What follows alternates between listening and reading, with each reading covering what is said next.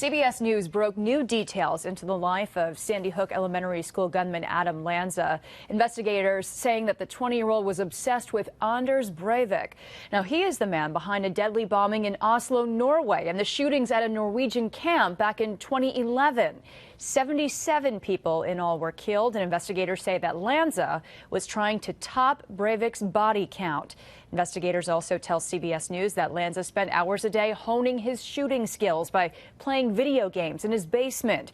They believe the killings of 20 kids and 6 adults may have amounted to some kind of score in Lanza's mind.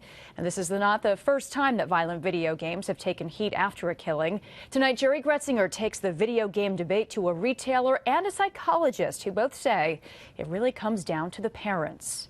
The Call of Duty Black Ops 2 is the newest one, came out this holiday season. This is probably one of the biggest offenders, people would say. Ibrahim Abdul Rahman of Pastime Legend says there's an endless supply of M-rated video games that glorify violence, sex, drugs. For the intended audience, 17 plus, he says it's okay, but no younger.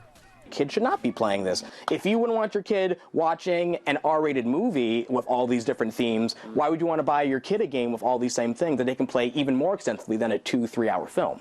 Just last week, Democratic Vermont Senator Patrick Leahy said, as we discuss responses to address gun violence, some have proposed changes that would prohibit violence in movies and in video games. As we reflect on the lessons of recent months, the entertainment industry must renew its efforts to be a responsible leader in this area. So, can a violent video game create a violent child? It does seem to be that if you expose kids to too much very realistic, gory violence, that you're going to at least have a short-term effect on their behavior immediately thereafter. Dr. Richard Kagan, a child and family psychologist and director of research and consultation at Northern Rivers Family Services, says new research shows that, yes, long exposure to violence in video games or otherwise can lead to a child being increasingly aggressive and violent.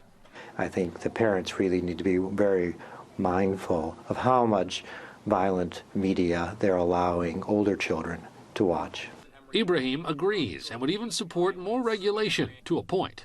I think that there should be a way that kids can't get these violent video games.